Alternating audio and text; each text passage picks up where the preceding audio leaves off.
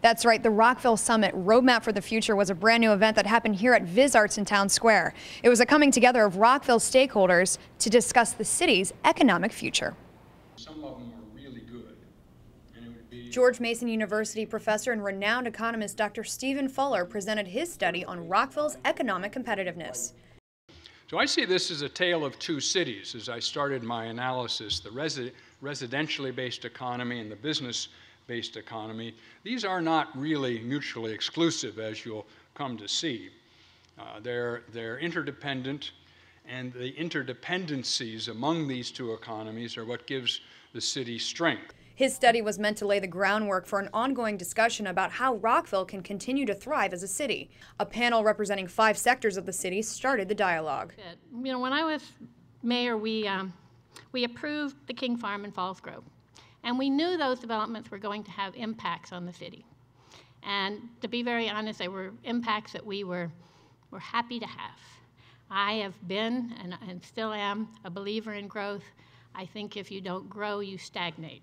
Fuller explained that Rockville's economy is balanced by a 3-legged stool that includes residents, business activity, and government.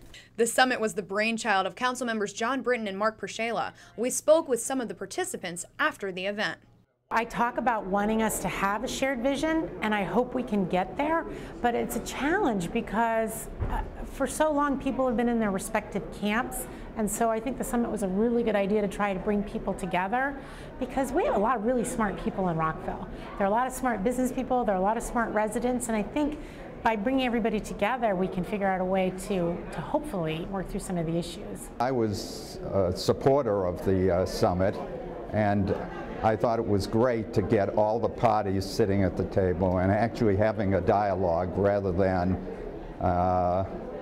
just speaking to themselves.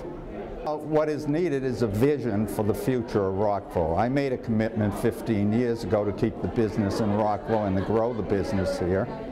And now we have to look at and get all of the stakeholders into a dialogue so that we can lay out a vision for the city of Rockville going forward. The past is the past.